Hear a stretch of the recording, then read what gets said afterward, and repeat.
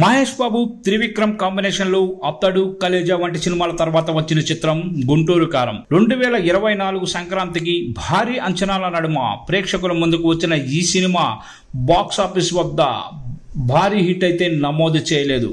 Promotions సరైన విధంగా చేసి ఆడియన్స్ ని ప్రిపేర్ చేయకపోవడం వల్ల ప్రేక్షకులు గుంటూరు కారంని పూర్తి స్థాయిలో ఆదరించలేకపోయారు. అయితే సంక్రాంతి పండుగ సెలవులు కలిసి వచ్చి బాక్స్ ఆఫీస్ వద్ద బాగానే కలెక్ట్ చేసింది ఈ movie. Haarika and Hassine Creations banner పై ఎస్ రాధాకృష్ణ ఈ చిత్రాన్ని నిర్మించారు. ఇదిలా ఉండగా థియేటర్స్ లో గుంటూరు కారం స్లోగానే ఆడిన ఓటీటీలో మాత్రం మంచి రెస్పాన్స్ ని రాబట్టుకుంది. రీపిట్స్ లో చూసే విధంగా గుంటూరు కారంలో కొన్ని ఎలిమెంట్స్ ఉంటాయి. అందుకే అనుకుంటా టీవీలో కూడా ఈ చిత్రాన్ని బాగానే వీక్షిస్తున్నారు. మొదటిసారి గుంటూరు కారం టెలికాస్ట్ అయినప్పుడు 9.2 టీఆర్పీ రేటింగ్ నమోదైంది.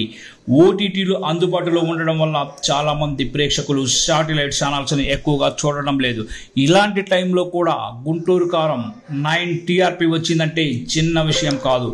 విచిత్రంగా రెండోసారి టెలికాస్ట్ లో కూడా గుంటూరు కారంకి మంచి టీఆర్పీ రేటింగ్ నమోదవడం విశేషంగా చెప్పుకోవాలి. అవును, అక్టోబర్ 13న జెమిని టీవీలో రెండోసారి టెలికాస్ట్ అయింది గుంటూరు కారం. రెండోసారి టెలికాస్ట్ లో కూడా గుంటూరు కారం 6.13 టీఆర్పీ రేటింగ్ ని నమోదు చేసింది. ఆ రకంగా చూస్తే టీవీలో గుంటూరు కారం హిట్ సినిమా అనే చెప్పాలి.